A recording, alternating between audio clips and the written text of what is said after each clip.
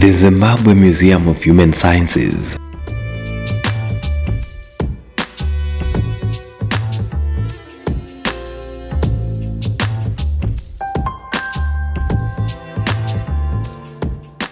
It is formerly known as the Queen Victoria Museum, a name which is in honor of the British monarchy. In 1903, the museum was officially opened, but then it served both as a museum and public library.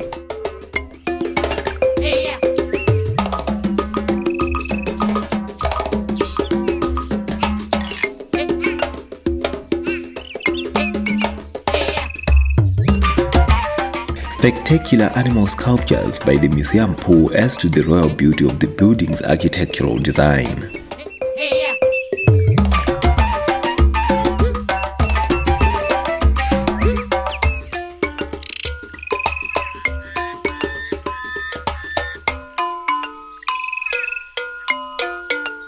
The pool itself helps maintain a cool environment. Rivaling the construction design of the museum building are the Harare City Library and the Zimbabwe College of Music, also known as the Ethnomusicology. The two buildings were constructed in almost the same period as the museum itself.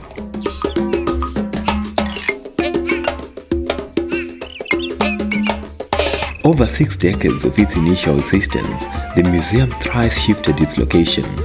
However, its present location is in the Civic Center area along Rotenrow Road.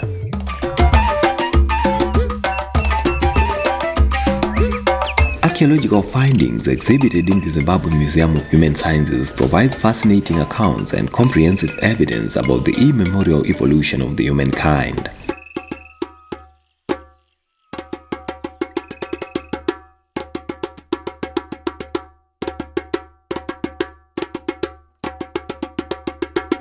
The featured archaeological displays illustrate how early men developed over thousands if not millions of years.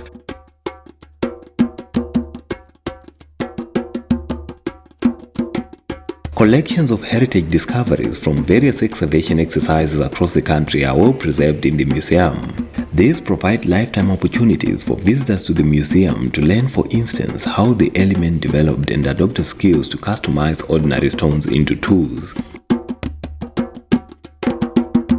Meanwhile, during the Stone Age era, sound evidence indicates towards use of mainly two basic techniques in stone tool making throughout the whole period. According to the museum's curator of archaeology, Dr. Hypnos Marufu, for many years, archaeological and research studies could not ascertain the age of the rock art visitors find in Zimbabwe. Rock arts are depictions executed on rock surfaces. They occur in two forms. We've got pictographs, which are rock paintings, and we've got petroglyphs, which are the rock engravings. If you look at the landscape of Zimbabwe, you realize that most of the rock paintings or the pictoglyphs mostly occur in granitoid area, the granite-rich areas. But when you look at the petroglyphs, they normally occur in those sandstones in the Wange area, as well as the Chimaniman, Chipinge, Nyanga area. Those are the only two localities where the rock engravings have been reported. Now, when you look at rock art, there are several issues which many people question. Like, first and foremost, who made rock art? Where is it found? Why was it painted? And how was the paint made? However, lifestyles depicted in the paintings have been attributed to the late Stone Age groups, particularly the San hunter-gatherers who anciently occupied different parts of southern Africa.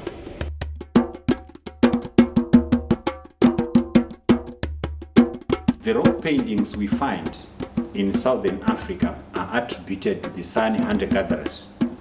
They are also attributed to the Khoikhoi herders, and some to the earliest farmers. The San hunter-gatherers today are found in the Kalahari Desert in Botswana, some of them occur in Namibia, some were existing in the Drakensberg Mountains, and here in Zimbabwe we have the Amasili that occur in the Hwange area. So you realize that their way of life was exploitation of plant and animal life. But they left a record we have. The rock art is the earliest record we have in the archaeological evidence produced by human beings. So they painted human beings, they painted the activities they were doing, economic activities like the hunting, like the gatherings. They painted the animals they were actually encountering.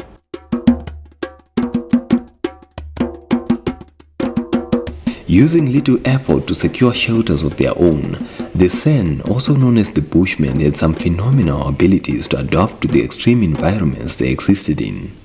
According to researchers and scholars, this is what separates them from other ancient groups who once occupied parts of southern Africa.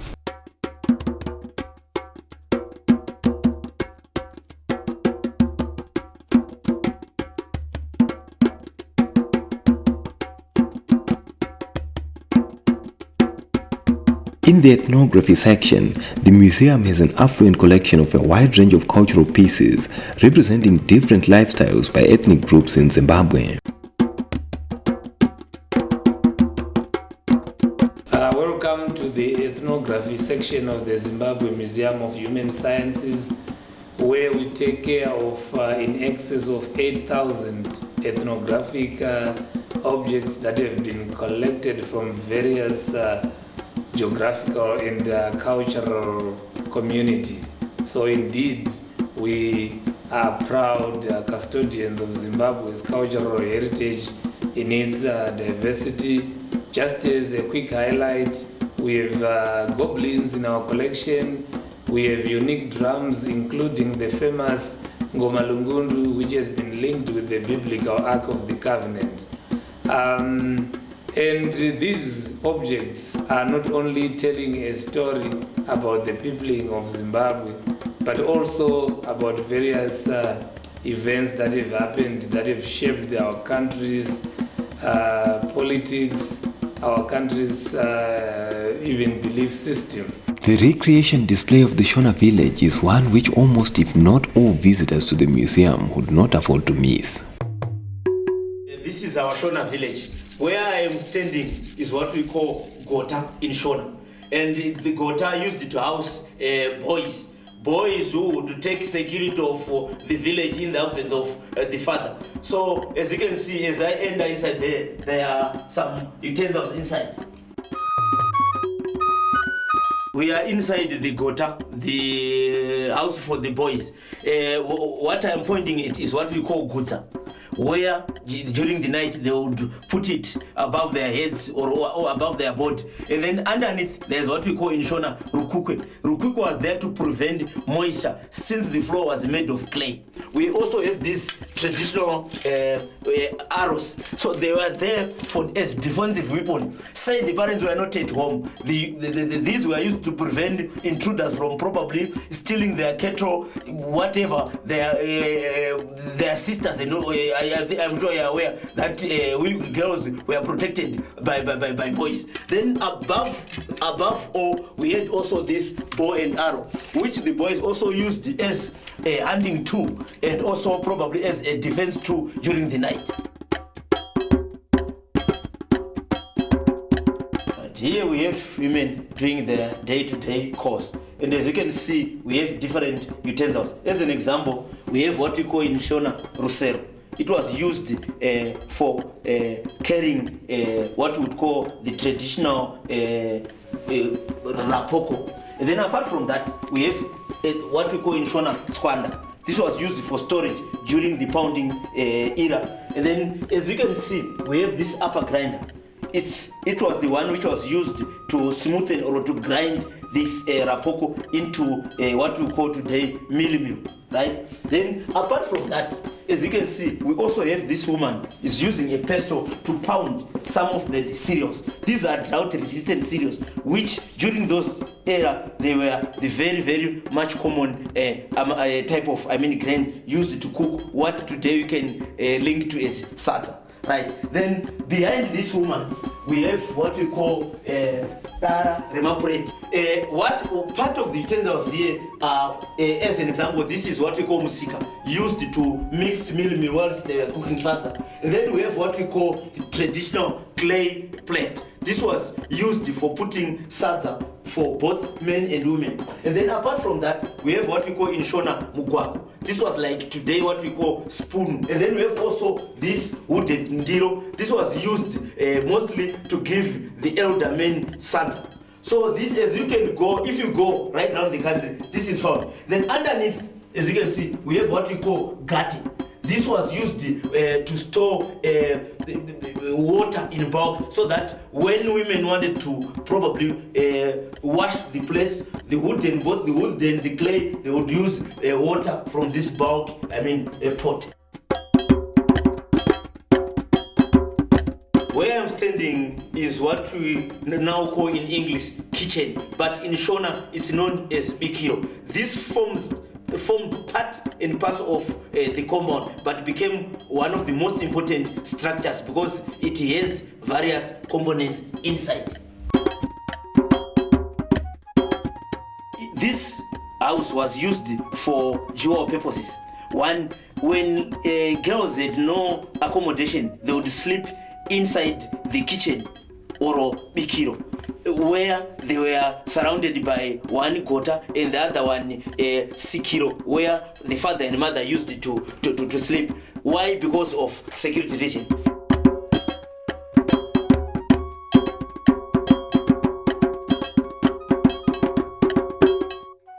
Right, as I come out of the bikiro or kitchen, we have a resting bench here.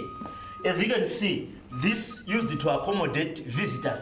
Say the kitchen was full, say during traditional ceremonies, men and women would come and sit, relax. And also during the summer period, when it was hot, children, the parents would come and rest here while watching the day-to-day ordeals at the village. Just behind the kitchen was one of the most important components, the one we call tsapi. In Shona, some they call it was. This was the grain storage area, and it was located just behind the bikiro and the sikiro. Why? Because this formed the strategic reserves. All grains were stored here, and inside the grain bin, as you can see, this grain bin, or the one on the other far end, was also used to be put inside and store grains for probably 5 to 6 years. So during that period, people were also hunger conscious. And then one of the most important livestock was the goat. The goat was very important because it formed part of the wealth. And then, as you can see, the regalia, what women are putting on and men, the leather was made of goat. So it formed one of the most important component as a source of wealth. And then just behind the goat, we have what we call in Shona bakwa.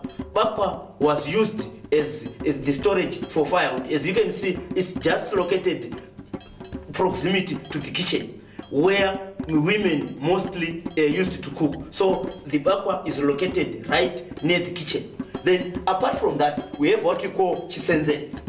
This is chitsenze, where the chicken would breed. And the chicken also formed part of the most important component because it was consumed. And mostly when there were important occasions, the chicken was sacrificed as the relish of the day. Where I am heading to is one of the most important component known as the sikiro. Today we call it the bedroom. This was the bedroom for the mother and the father. This used to be the blanket, what we call the blanket today, the one which was used by the mother and the father. And then on the northern part, there's what we call mutsago. Mutsago today is known as a pillow. So this one was, say, for the father, then this one was for the mother. And then traditionally, they say these people, when things were all right, they would probably sing. So these were part of the genders which they would probably use to entertain themselves. And then on the other side, we have this pot. It used to contain, or it was used to put water. During the night, they would become thirsty or whatever, but this was used to store water. Then another component is this stool. When the father was probably preparing to sleep or putting off his clothes, then you would sit on this stool, right? Then for defensive purposes, as I said, behind there is the grain bin. And then we have also the livestock. These spears were used as defensive weapons. Then, as you know, traditionally, some were anointed with the powers. So this nobokeri was accustomed or was supposed to be a man's tool. Every man was supposed to have this nobokeri as a sign of authority. Then, as I stand up, we have this mbezo. It's known as mbezo in Shona. It was used to carve the door, the headrest, the stool. So this was also one of the most important components. And then in our African culture, the Kano, in Shona is known as the Kano. Each and every man of any totem was supposed to have this Kano as a symbol of his tradition. Here we have the old man doing his day-to-day carving. This could have been for the doors, ndilo, the wooden ndilo, and also for probably shaping the scotch card. The scotch card, as we call it today, it was known as chirei then. This is part of what the men would have been carving. This is the chirei. Chirei was used to transport grains from the fields during harvesting time. Apart from that, this had also a very big core business of carrying firewood. You remember, they did not have electricity like we have today. Most importantly, ethnographic cultural pieces preserved in the museum are usually made accessible to the public through exhibitions and expos.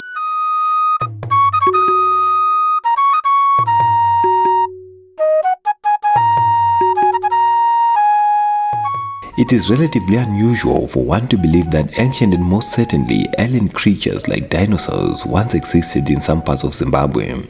But paleontology displays in the museum indicate so. Zimbabwe has a well-preserved record of prehistoric life forms of both fauna and flora. Of great significance are the dinosaurs. The term dinosaur means a terrible lizard. This word was invented in 1841 by a scientist or a paleontologist called Richard Owen.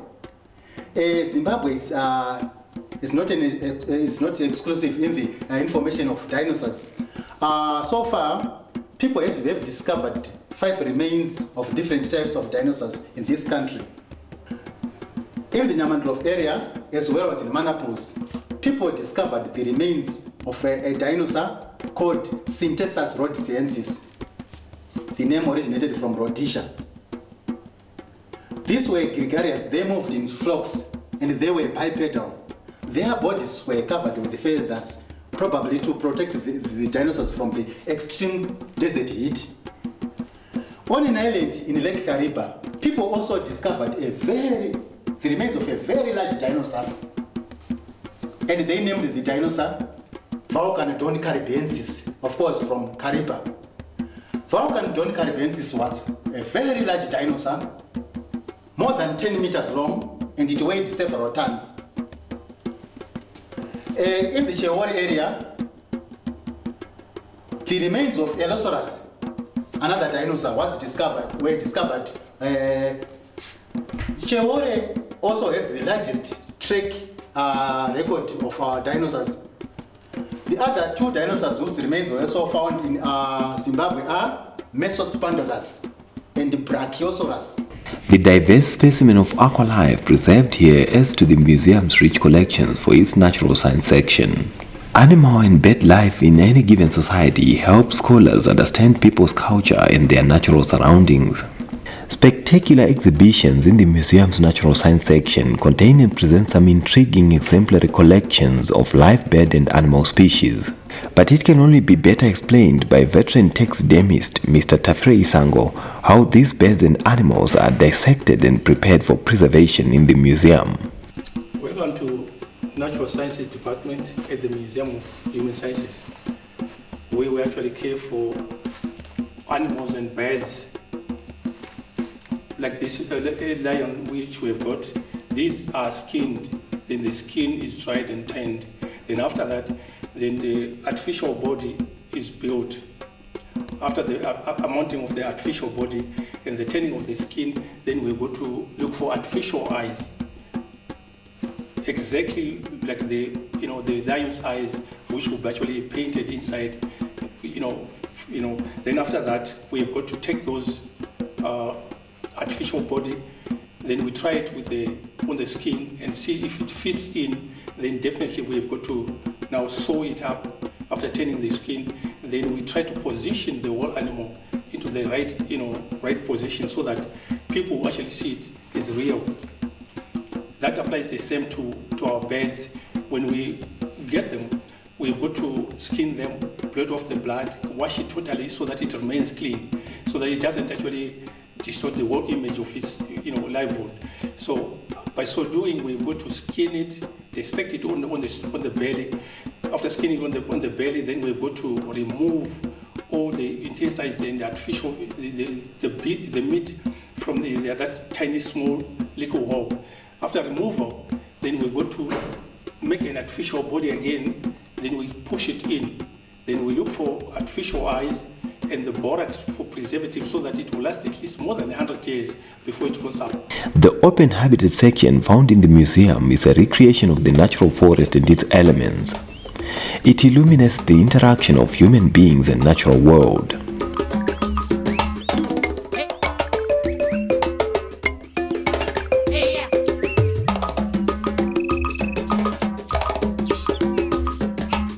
Over the past years, the government of Zimbabwe has made enormous strides in fostering private sector and public sector partnerships which are key to national development. In pursuit of this policy, the Zimbabwe-Museum of Human Sciences partnered organizations like the Zimbabwe Olympic Committee as part of efforts to promote a sustainable cultural and national heritage. Here in this gallery, it's a partnership between the Zimbabwe Olympic Committee and the National Museums and Monuments of Zimbabwe. We are blending sport and culture. We are highlighting the history of the Olympic Games, the participation of our country Zimbabwe in the Olympic Games. The Olympic Games began in the year 776 BC in Greece at a city called Olympia, hence the name Olympic Games. Meanwhile, over 50% of the museum's visitorship is contributed by the school population, usually drawn from the suburbs in and around Harare's metropolitan area. As such, the museum, through its Department of Heritage Education, always designs programs through which heritage resources are used to enhance the education curriculum at all levels. Event ya dadza zvakawanda like zvadaka display zvakadange chikafu. Taona kuti vana vedu vari kezvinezvo vachanyatsa kuziva kuti kune zvinhu zvakaita senge rukweza vamwe vaitadza kuidentifya munga nezvimwe zvikafu zviripo zvakaita nge mufushwa vanga vachitadza kunge vachiidentifya. Saka through this event vana vakwanisa kunge vachidzidza zvinhu zvakaita seizvizvi.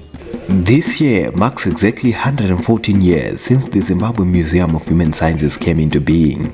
Over a century period of existence is a manifestation of the Zimbabwean government and its people's desire to identify with their historical past. Therefore, the combination between Zimbabweans, their culture and natural surroundings should continue inspiring them to equally add value to efforts of preserving their rich history and sustaining their heritage and culture for generations to come.